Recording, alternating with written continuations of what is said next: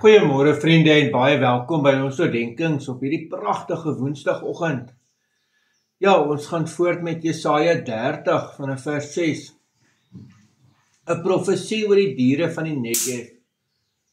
In 'n land van benoudheid en angs, met leeuwyfies en leeumannetjies, met adders en vleiende vurige slange, vervoer hulle op die rye van donkiehingste hulle rykdom, en op die boggels van kamele hulle skatte, na 'n volk wat van geen nut is nie.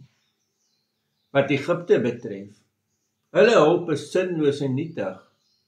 Daarom noem ek haar Raab die sittende. Gaan nou, skryf dit waar hulle by is, op 'n skryftablet. Pen dit neer in 'n boekrol, sodat dit vir 'n dag in die toekoms as 'n getuies vir altyd daar sal wees.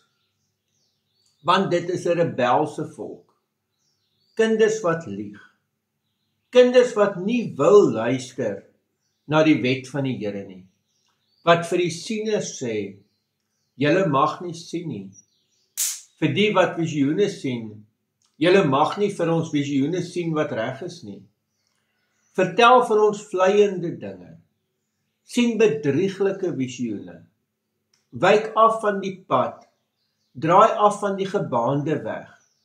Hou op om ons lastig te val met die Heilige van Israel.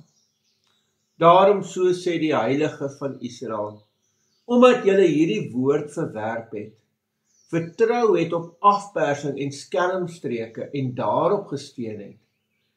Daarom sal hierdie sondeskuld vir julle wees soos die bres in 'n hoë muur wat oorhel om te val, waarvan die ineenstorting skielik onverwags sal kom.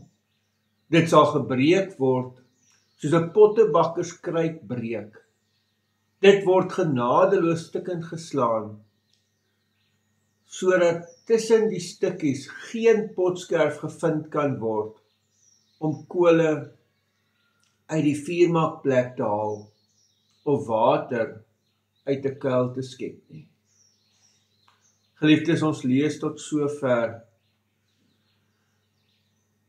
Ons hoor van mense wat sê wat daar vir hulle gepreek mag word. En ja, na al die jare in 2025 kry ons dit nog steeds. En ek hoor hierdie ding, vertel vir ons vleiende dinge. Die ergste is as op die einde kom en sê, hou op om ons lastig te val met die Heilige van Israel. Vriende, jy gaan vanoggend baie mooi, rarig eerlik na jouself moet kyk. Baie keer hoor ek dat mense ontsteld is oor iets wat 'n dominee of iemand in 'n kerk gesê het. Natuurlik moet jy jou afvra, is hierdie boodskap 'n Bybelse boodskap? Is dit wat hierdie ou gesê het? Is dit wat die Bybel sê? Is dit wat in die Bybel staan? En vriende, as dit so is, dan beteken mos die fout lê by my. Dat ek moet gaan kyk, hoekom is ek ontstel oor wat gesê is? Dit is dan die boodskap van die woord. Dit is dan die boodskap van die skrif. Ons raak baie geafronteerd deur goed wat ons aanspreek. Maar dalk moet ek gaan vra, is dit nie my lewe wat moet aanpas nie? Kom moet die dominee die woord aanpas. So skrikwekkend hoe baie keer dit gebeur. Amen. Here almagtige God, ja, baie dankie dat ons u woord het. Maar Here, ons leef met mense wat nie woord wil hoor nie. Want daar sekere goeders in die woord is wat ons nie mag sê nie. En daarom bid ek, Here.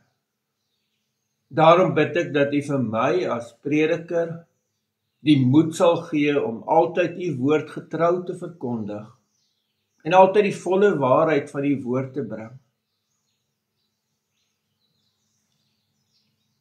Ja, Here, gee dat mense ook die onder leiding van die Heilige Gees mag hoor tot eer van u heilige naam. Amen. Vriende, mag jy 'n baie mooi en ook 'n baie geseënde dag hê. Totsiens.